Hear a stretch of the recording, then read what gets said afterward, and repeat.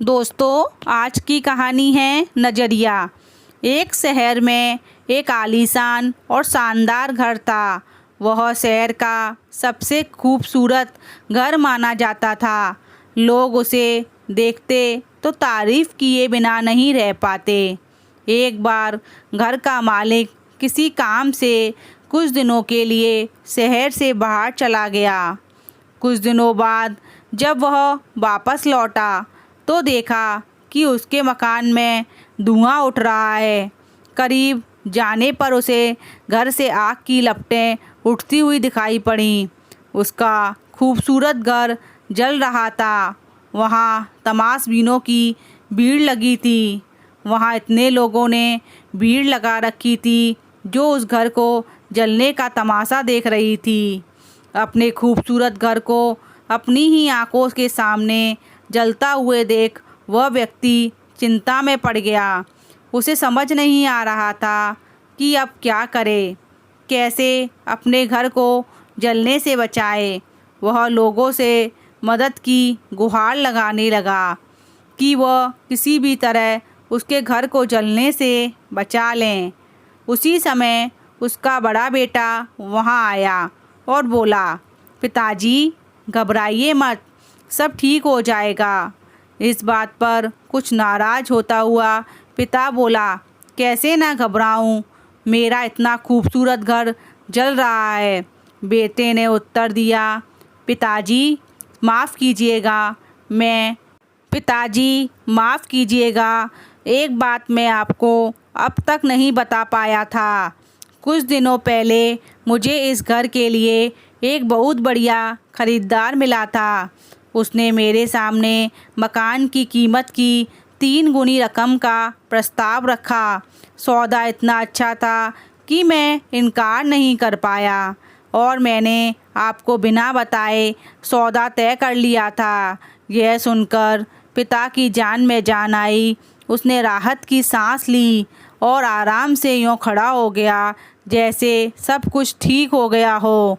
अब वह भी अन्य लोगों की तरह तमाशबीन बनकर उस घर को जलते हुए देखने लगा।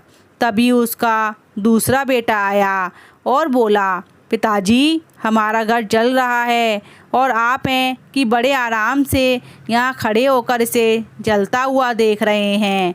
आप कुछ करते क्यों नहीं? बेटा, चिंता की बात नहीं है। तुम्हारे बड़े भाई ने यह घर बहुत अच्छे दाम में बेच दिया है।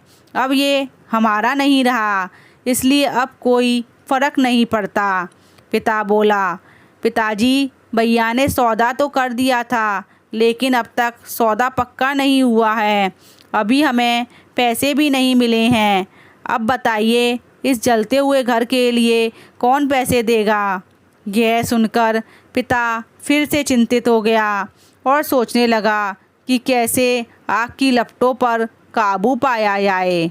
और फिर पास खड़े लोगों से मदद की गुहार लगाने लगा।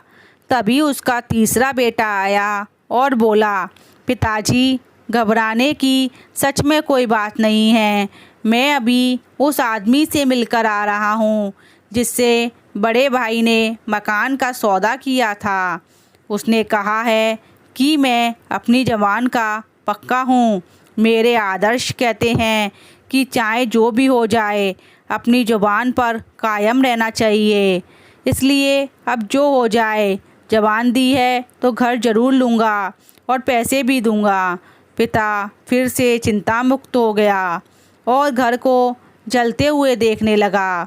दोस्तों, इस कहानी से हमें यह सीख मिलती है, मित्र एक ही परिस्थिति में व्यक्ति का व्यवहार भिन्न भिन्न हो सकता है और यह व्यवहार उसकी सोच के कारण होता है। उदाहरण के लिए, जलते हुए घर के मालिक को ही ले लीजिए।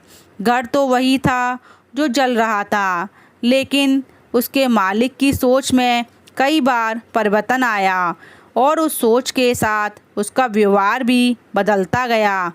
असल में जब हम किसी चीज़ से जुड़ जाते हैं तो उसके छिन जाने पर या दूर हो जाने पर हमें दुख होता है, लेकिन यदि हम किसी चीज़ को खुद से अलग करके देखते हैं तो एक अलग सी आज़ादी महसूस करते हैं और दुख हमें छूता तक नहीं है।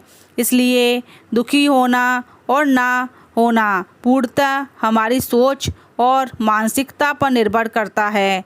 सोच पर नियंत्रण रखकर या उसे सही दिशा में लेकर हम बहुत से दुखों और परेशानियों से ना सिर्फ बच सकते हैं बल्कि जीवन में कई ऊंचाइयां भी प्राप्त कर सकते हैं। तो दोस्तों, आज की कहानी आपको कैसी लगी? पसंद आई तो चैनल को लाइक, सब्सक्राइब और शेयर ज़रूर करें।